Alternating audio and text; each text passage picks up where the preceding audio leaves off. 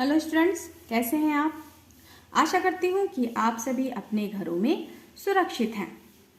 सुगम भारती के आज के वीडियो में हम पाठ 9 भाग्य बढ़ा या साहस पाठ का सास्वर वाचन करेंगे और इस पाठ के माध्यम से हम छोटे छोटे कार्य भी पूर्ण निष्ठा व संपूर्ण कुशलता से करना तथा विनम्र व्यवहार करने का भी गुण प्राप्त करेंगे। तो चलिए इस पाठ का सास्वर वाचन करें। एक बार की बात है, भाग्य और साहस में अचानक झगड़ा उठ खड़ा हुआ। भाग्य ने कहा, सबसे बड़ा मैं हूँ, मैं जब जिसे चाहूँ राजा से रंग बना दूँ और रंग से राजा बना दूँ। साहस ने कहा, छोड़ो छोड़ो, सबसे बड़ा तो मैं हूँ, जिस आदमी में साहस ना हो वह कुछ कर ही नहीं सकता। जिसमें साहस हो वही सुखी होता है, इसलिए मैं तुमसे बड़ा हूँ। चलो चलो, भाग्य ने मुंह बिदकाकर कहा, कोई कितना ही साहसी क्यों ना हो, यदि उसके भाग्य में सुख नहीं है तो उसे साहस के बल पर सुख कदापि नहीं मिल सकता। किसी के भाग्य में कितना भी सुख लिखा हो, लेकिन यदि वह साहसी है तो वह कभी सुखी नहीं हो सकता। उदाहरण देते हुए साहस ने कहा, मान लो किसी के भाग्य में लिखा है कि उसे जंगल में अपार धन मिलेगा।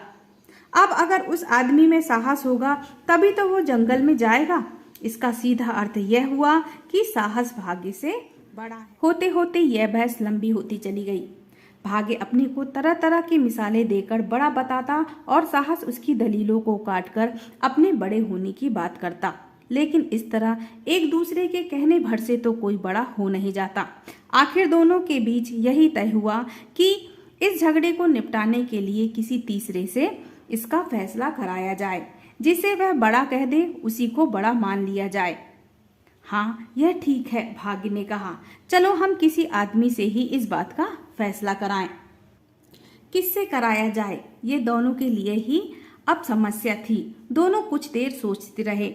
बड़ी देर बाद साहस ने ही सुझाया, पृथ्वी पर राजा विक्रमादित्य बड़े ही प्रतापी राजा माने जाते हैं। हमें उन्हीं के पास चलना चाहिए। चलो यह भी ठीक है, भाग्य ने कहा। राजा विक्रमादित्य वास्तव में सत्यवादी और न्यायप्रिय भी हैं। वह जो फैसला करेंगे ठीक ही करेंगे। और दोनों पहुंच गए राजा विक्रमादित्य के दरबार में। राजा विक्रमादित्य सिंहासन पर बैठे थे। राजसभा में सभी आसनों पर बड़े बड़े पंडित ज्ञानी मौजूद थे। धर्म चर्चा चल रही थी। कोई वेदों की बात कर रहा था तो कोई पुराणों की। सोने के सिंहासन पर बैठे राजा विक्रमादित्य ध्यान से सबकी बात सुन रहे थे। उसी समय पहुंच गए भाग्य और साहस। राजा विक्रमादित्य उठकर बड़े आदर से दोनों का स्वागत किया, उनकी आरती उतारी, स्तुति की। उनके लिए अपनी सिंहासन से भी ऊंचे 2 जड़ाऊ सिंहासन मंगवाए। भाग्य और साहस जब सिंहासनों पर बैठ गए तब राजा विक्रमादित्य ने हाथ जोड़कर कहा, आप लोग के दर्शन पाकर मैं सचमुच धन्य हो गया। कहिए आप दोनों की मैं क्या सेवा करूं। भाग्य ने प्रसन्न होकर कहा, महाराज आपके स्वागत सत्कार से हम बड़े प्रसन्न हैं। आप केवल एक बात का फैसला कर दें, बस आज्ञा करें। आप हमें यह बताने का कष्ट करें कि हम में से कौन बड़ा है। हाँ महाराज, साहस ने कहा, डरना मत, जो उचित हो वही कहना। राजा विक्रमादित्य ने दरबार में बैठे ज्ञानी पंडित की ओर देखा। पंडितों ने तुरंत राजा का मतलब समझ लिया। वे वेद, पुराण और दूसरे बड़े बड़े ग्रंथ खोल खोल कर देखने लगे, लेकिन एक एक पन्ना देख डालने पर भी वे लोग यह पता नहीं लगा पाए कि भाग्य बड़ा है या साहस। अब तो राजा विक्रमादित्य बड़े चक्कर में पड़ गए। आखिर उनसे कहें तो क्या कहें। भाग्य से उनके पास सब कुछ था, राजपाट, हाथी घोड़े, सेना, सिपाही, यश, कीर्ति, यह सब कुछ भाग्य के कारण ही तो था। लेकिन राजा विक्रमादित्य आखिर राजा थे, वीर थे। एक बार तो यमराज से भी जूझ पड़ने का साहस उनमें था। फिर वह साहस को कैसे छोटा कहे। उधर भाग्य था कि जल्दी मचाए हुए था। बोला, राजा हमारा फैसला कर दो, फिर हम चलें। हाँ राजा, साहस ने भी हौसला बढ़ाते हुए कहा। डरती क्यों हो? जो बड़ा हो उसे बड़ा कह दो, जो छोटा है उसे छोटा कह दो। बोलो, जल्दी बोलो। राजा विक्रमादित्य ने हाथ जोड़कर कहा, आप दोनों के झगड़े का मैं फैसला तो कर सकता हूँ, पर मुझे सोचने के लिए थोड़ा समय चाहिए। कितना समय? भाग्य और साहस ने एक साथ पूछा। राजा ने सोचकर कहा, मुझे 6 महीने का समय दीजिए। ठीक 6 महीने बाद आप लोग आ जाएं, तब मैं आपका फैसला सुना दूंगा। अच्छी बात है, अब हम 6 महीने बाद ही आएंगे, पर उस दिन भी हमें टाल मत देना। नहीं नहीं, उस दिन जरूर फैसला सुना दूंगा। भाग्य और साहस उठकर चले गए। राजा विक्रमादित्य सोचने लगे, यह राजमहल में तो हर प्रकार का मुझे सुख है। किसी भी चीज की इच्छा करते ही तुरंत मिल जाती है। इसी तरह रक्षा करने के लिए हजारों सिपाही सैनिक हैं। यहाँ रहकर ना तो भाग्य की परीक्षा हो पाएगी और ना ही साहस की। इसलिए कुछ दिन इस नगर से बाहर निकलकर मुझे घूमना चाहिए, तभी पता चल पाएगा कि भाग्य बड़ा है या साहस। बस उधर भाग्य और साहस दरवाजे से निकले और इधर राजा विक्रमादित्य भी राजपाट मंत्रियों को सौंपकर अकेले ही निकल पड़े, ये सोचते हुए कि देखें अब भाग्य साथ देता है या साहस। चलते चलते राजा विक्रमादित्य अपने राज्य से बाहर निकल गए और दूसरे राजा के नगर में जा पहुंचे। वहां वह एक सेठ के दरवाजे पर पहुंचकर अचानक रुक गए। सेठ भी वहीं खड़ा था। उसने देखा कि एक अच्छा भला तंदुरुस्त आदमी अचानक उसके दरवाजे पर आकर खड़ा हो गया। उसके चेहरे पर तेज दमक रहा था और कमर में तलवार बंधी हुई थी। लगता तो ऐसा है जैसे कहीं का राजा हो। पराये देश का सेठ भला राजा विक्रमादित्य को कैसे पहचानता। सो उसने आगे बढ़कर पूछा, क्या बात है भाई, यहाँ कैसे खड़े हो? राजा विक्रमादित्य ने कहा, मैं नौकरी करना चाहता हूँ। आपके पहनावे से मुझे लगा जैसे आप यहाँ के बड़े सेठ हैं। मुझे भी कोई नौकरी दे सकते हैं?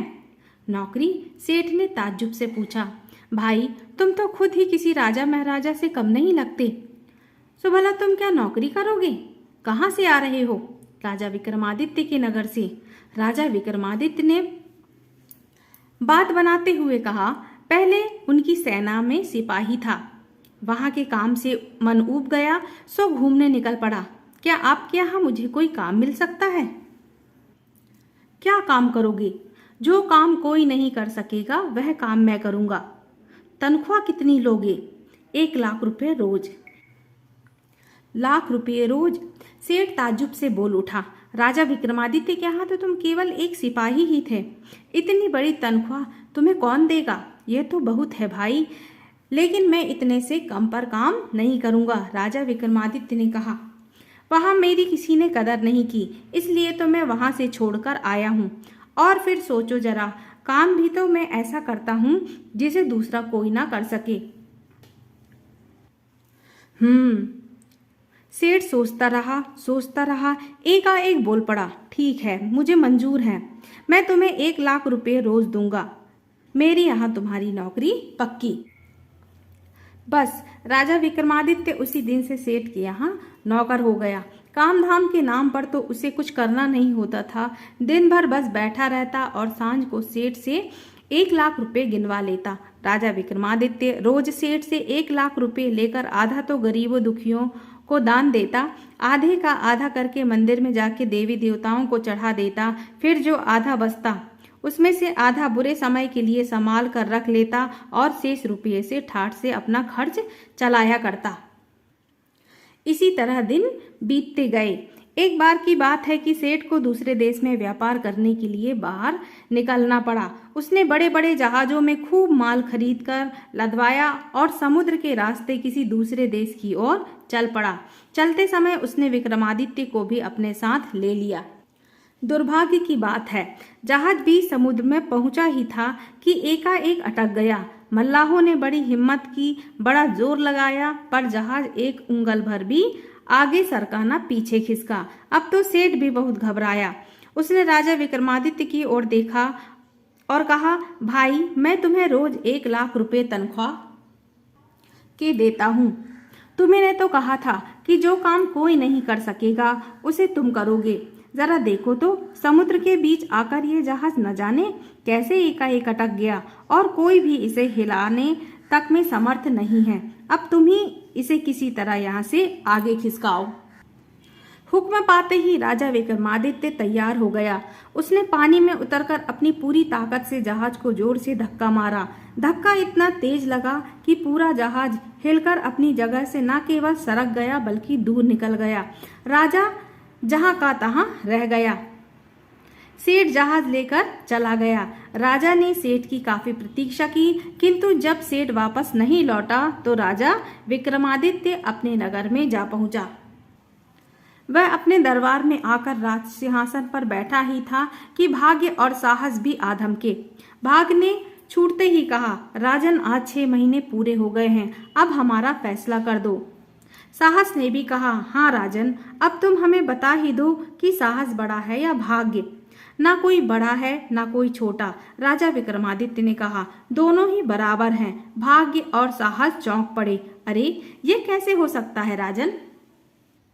राजा विक्रमादित्य ने अपनी पूरी कथा सुनाकर फैसला देते हुए कहा, भाग्य देवता ने मेरे ऊपर बड़ी कृपा की थी। मुझे सेठ ने भाग्य के कारण ही प्रतिदिन 1 लाख रुपए वेतन पर नौकरी दी, किंतु जब जहाज भी समुद्र में पहुंचा और अटक गया तथा मल्लाहों के धक्का देने पर भी नहीं चला, तब मैंने साहस के साथ धक्का देने का प्रयास किया तो मुझे सफलता मिली। इसलिए मैं कहता हूँ कि अगर साहस ना हो तो भाग्य भी साथ नहीं देता और भाग्य ना हो तो साहस बेकार है। आप दोनों ही समान हैं।